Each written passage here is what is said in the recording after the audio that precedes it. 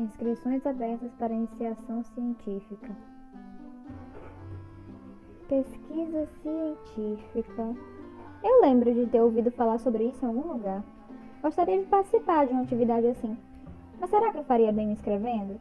Sou caloura, não faço ideia de como a ciência funciona. Vou deixar pra lá.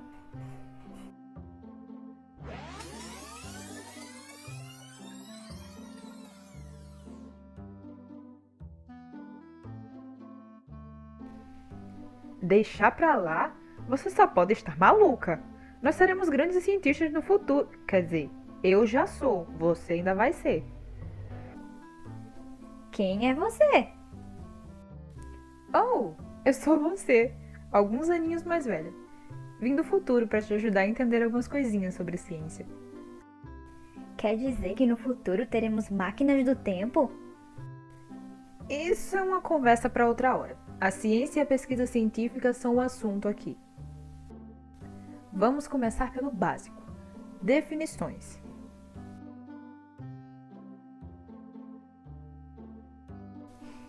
Vamos falar de ciência?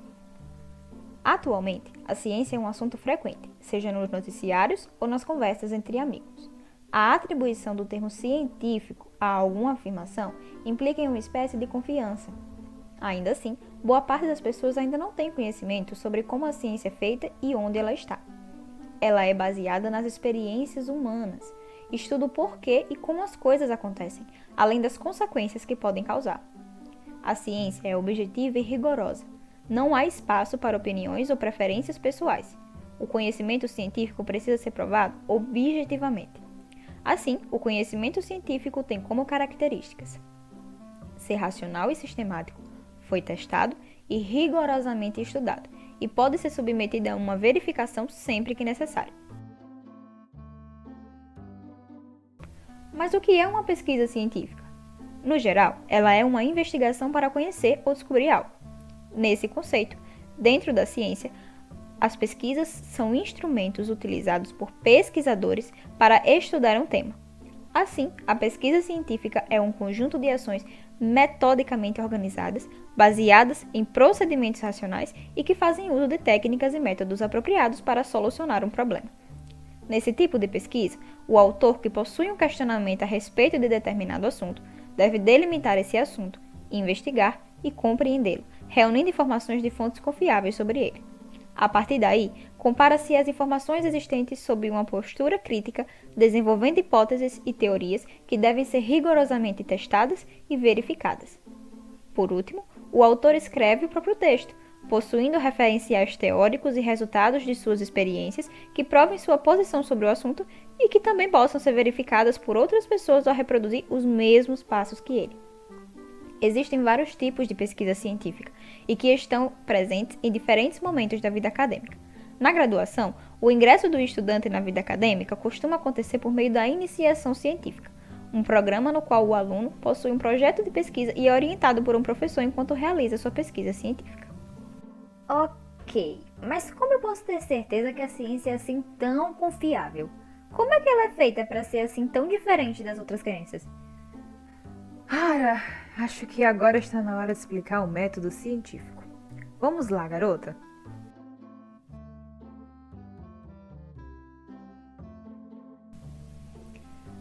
Método científico corresponde a um conjunto de regras, passos e procedimentos metodicamente organizados através dos quais são realizadas as pesquisas científicas.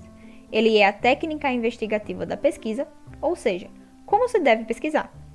Facilita a obtenção de novos conhecimentos, sua descrição, explicação e reprodução. O método científico está associado ao rigor científico. Se refere à confiabilidade que as pesquisas científicas possuem por ter passado por um método rigoroso e confiável que não se limita a análises individuais e podem ser testadas e confirmadas com clareza por qualquer outro pesquisador. Existem 3 tipos de métodos clássicos. Método dedutivo. É um método que parte do geral para o particular. Parte de princípios reconhecidos como verdadeiros e indiscutíveis para chegar nas conclusões de maneira puramente formal. Isto é, baseado unicamente na lógica. É o método proposto pelos racionalistas Descartes, Spinoza e Leibniz. segundo os quais só a razão é capaz de levar ao conhecimento verdadeiro. Método indutivo. Parte do particular para o geral.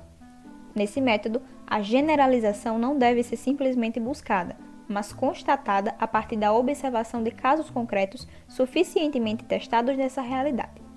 De modo geral, possui alguns passos. Observar. Coleta de dados sobre o fenômeno. Analisar. Relação quantitativa existente entre os elementos do fenômeno. Formular hipótese. Uma pressuposição de conhecimento sobre o fenômeno. Testar hipótese. Comprovação do conhecimento. Modelar. Representação do conhecimento. Generalizar. Generalização dos resultados em formas de lei científica. Constitui o método proposto pelos empiristas Bacon, Hobbes, Locke, Roome, para os quais o conhecimento é fundamentado exclusivamente na experiência. Método hipotético dedutivo. Esse modelo aponta que nenhum modelo científico tem capacidade para ser dado como válido de uma vez por todas em sentido positivo. Assim, seria mais eficiente testar a falsidade de uma proposição para confirmá-la como verdadeira. Com isso, a partir de uma hipótese, estabelece-se que situação ou resultado experimental nega essa hipótese e tenta-se realizar experimentos para negá-la. Assim, a abordagem do método hipotético dedutivo é a de buscar a verdade eliminando tudo que é falso. Nessa perspectiva, o progresso científico numa dimensão hipotético-dedutiva não como acumulação de observações, mas na repetida superação de teorias científicas por outras melhores e mais satisfatórias. E aí estaria o caráter permanentemente revolucionário das ciências que progrediram a partir de um método de ensaio e erro. Isso tem uma relação com a tal da saúde baseada em evidências, não tem? Falam disso o tempo todo lá na faculdade. Oh, se tem! A saúde baseada em evidências é um dos temas mais importantes para o estudante da área da saúde.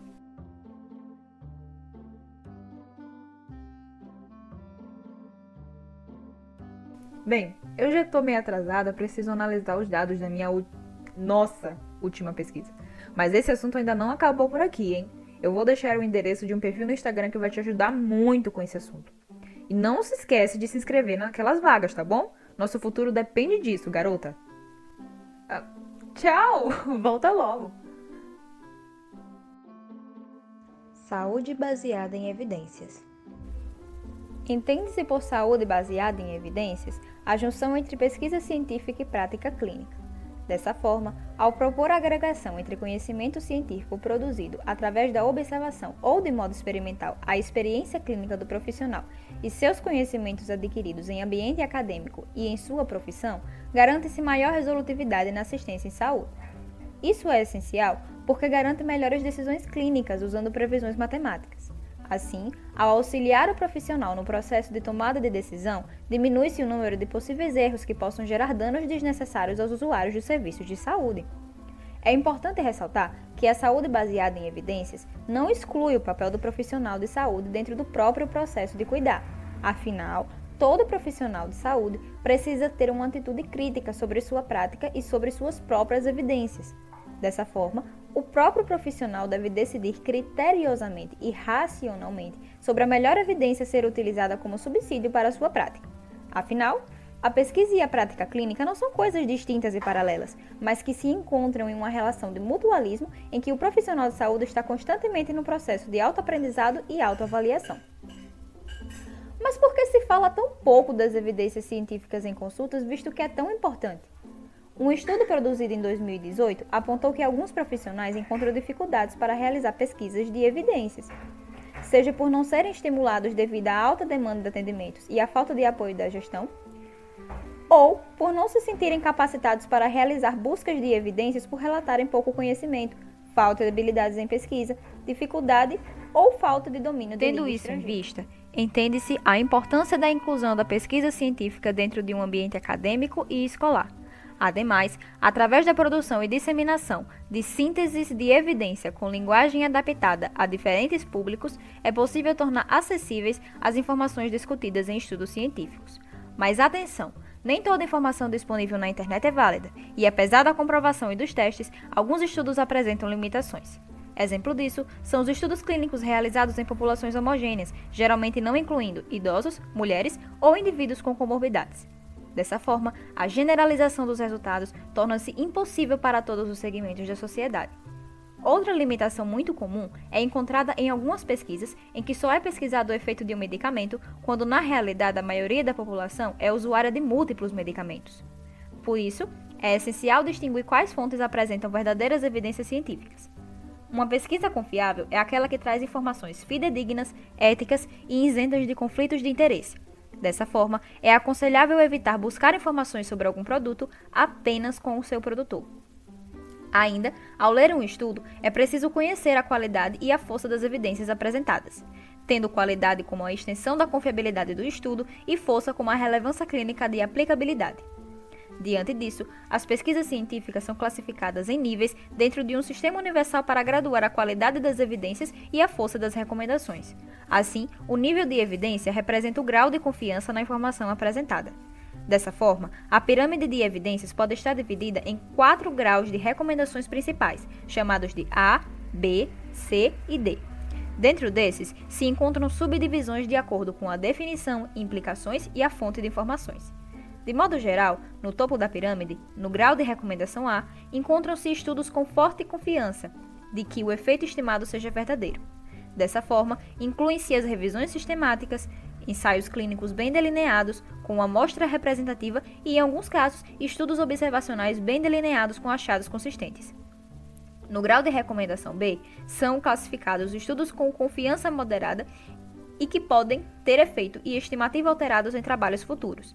Assim, incluem-se os ensaios clínicos com limitações leves e estudos observacionais de comparação como coorte e caso-controle.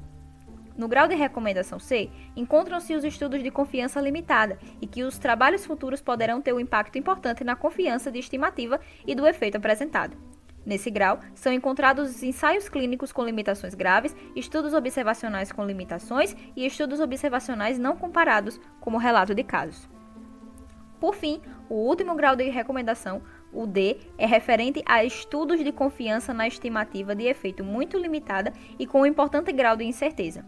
Nesse grau, são encontrados estudos de opinião de especialistas desprovidos de uma avaliação crítica.